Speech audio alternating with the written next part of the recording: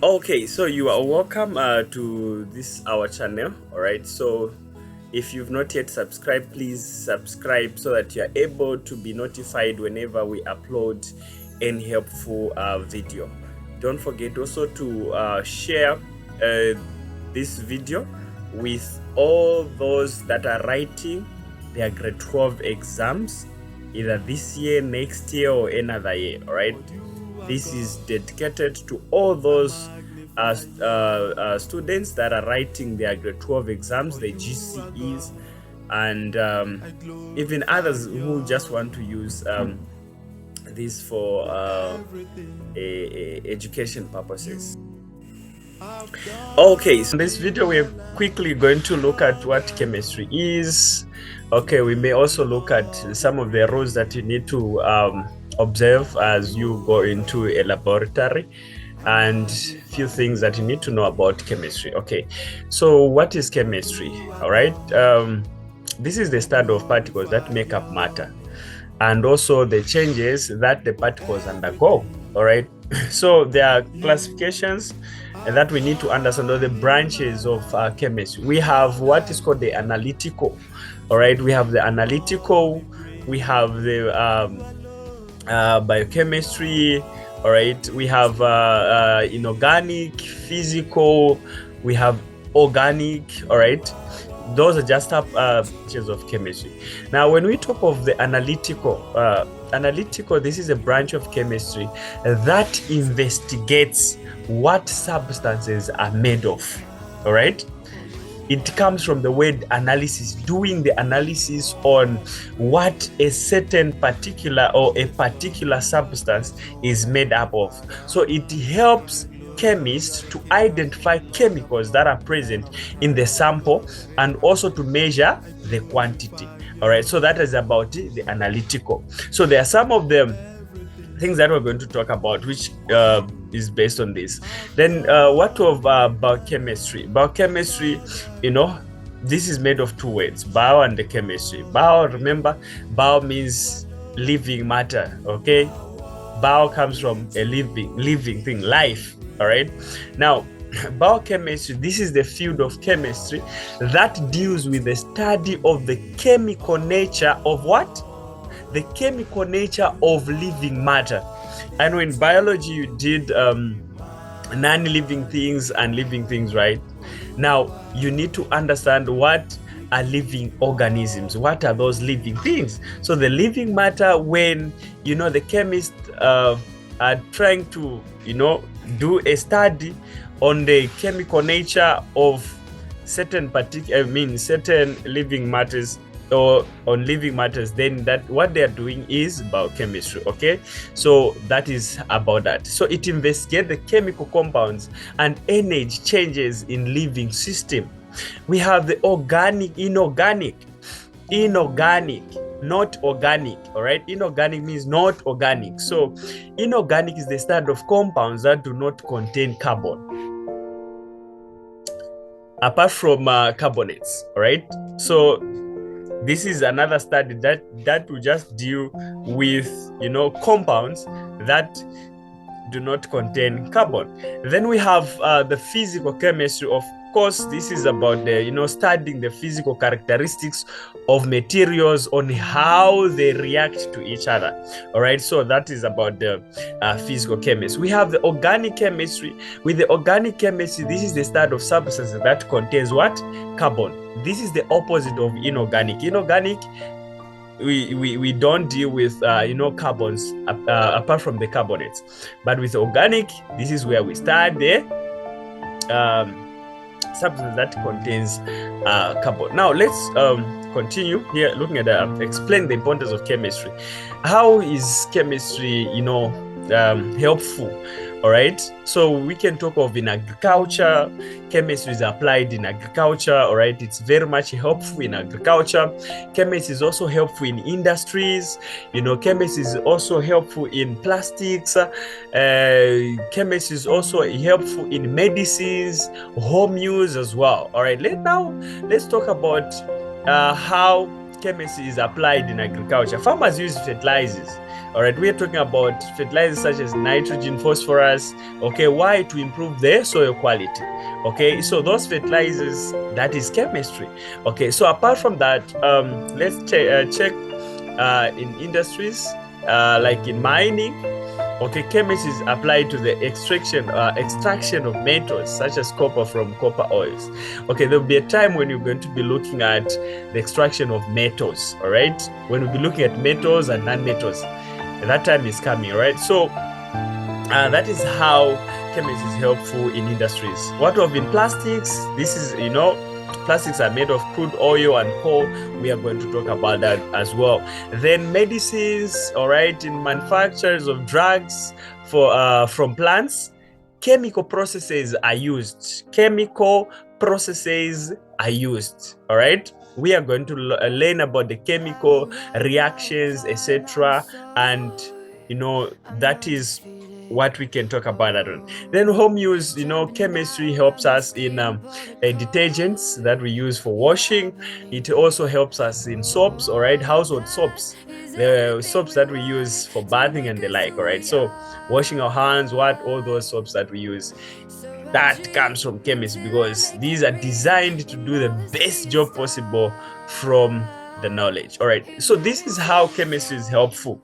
It's helpful in agriculture, fertilizers. Okay, it's helpful in industries, extraction of metals. It's helpful in plastics, that is crude oils and coal. It's helpful in medicines, manufacturing of drugs. Okay,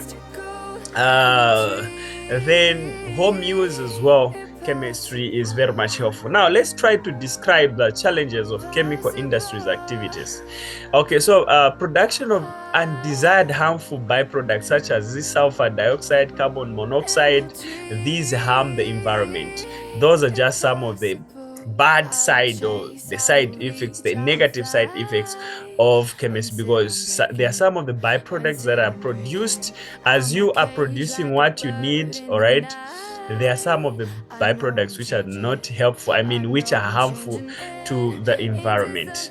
Now let's go to demonstration of appreciation of safety in the laboratory. Okay, it is very much important for every student to first understand these safety rules. Whenever you go into any lab or laboratory, you need to know this. Okay, number one, you need to make sure that you wear shoes. You don't go in a laboratory barefooted, right? Wear shoes. Okay, then make sure that you should not carry out an experiment without the permission of the teacher. Any accident or breakage of glassware must be reported to the teacher or the laboratory technician. And then eye goggles, where it's necessary, you need to use eye goggles to protect your eyes from the chemicals that are found in the laboratories. Okay, then the other thing you need to understand is you need to use small amounts of substances, all right, to avoid waste and overreaction of certain chemicals where you cannot be able to control the reactions. All right, and then make sure that you know the substance being used, unless you are told to use the substance as unknown. Okay, so you need to make sure that you check the labels and you check if this is the correct substance that you need to use. Otherwise, don't. All right, do not use broken glasswares. You can hurt yourself. All right, those bottles that are broken, maybe snake is broken, whatever, don't sharp, those are sharp objects, you can hurt yourself. All right, so after working out in the laboratory, make sure you clean the apparatuses you're using. Okay, so the bench and also your hand, you need to make sure that you clean that. Always check that the label on the bottle is that the chemical you need to make sure that each bottle is labeled. Like this one, you can see this bottle, it's not labeled, so I cannot know what is in this bottle, right? So you need to make sure that each chemical that you use in a laboratory has a label, and you are able to know what that is. Okay, never remove chemicals or equipment out of the laboratory. Those equipments that needs to be there shouldn't be removed from there. Safety warnings in the laboratories: never fight and play from the laboratories. Okay, never smell gases directly. Okay, you try to find out, if this doesn't have, a label, it's not labeled. What is this? you try to, you know, sniff. You try to start sniffing, checking what it is. Don't do that in a laboratory. It's very much harmful. You can hurt yourself. So never smell directly. Okay, do not only caution by wasping fumes of gas towards your nose. All right, then to avoid accidental fires, turn off the gas when you are not using the burner. All right, then never get your clothes or head near a Bunsen burner, Bunsen flaming.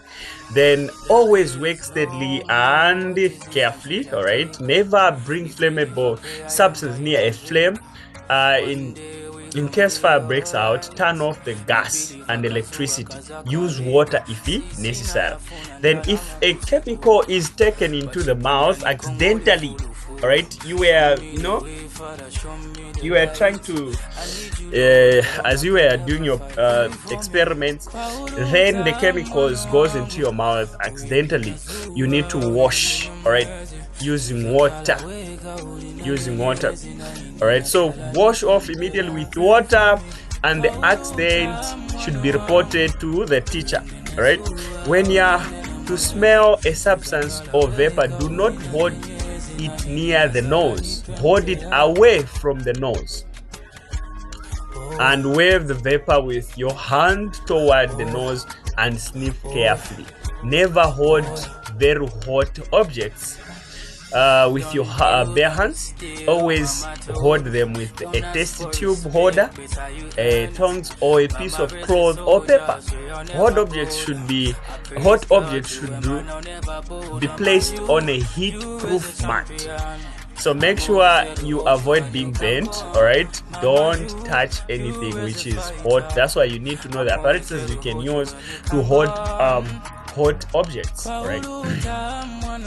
Then when you're performing these experiments, do not point the mouth of the test tube containing chemical being heated towards yourself or another person. Always add concentrated acid to water, not the other way around. Never eat or drink or taste anything. Okay, here it's taste for tasting, like you're using your tongue to taste. Okay, not this taste for the other taste. No. So never eat, drink, or taste anything in the laboratory unless you are allowed by the teacher. Always report accidents, however minor, to your teacher or laboratory attendants. So in short, never just eat anything or drink anything or taste anything in the laboratory. And that may be harmful, very much dangerous. Okay. Now, I think this is just an introduction to chemistry. These are some of the things that you need to look at. All right, in the next video we're going to look at the matter and the kinetic theory of matter. Okay, so thank you very much, and all the credits goes to the authors of the material that I'm using.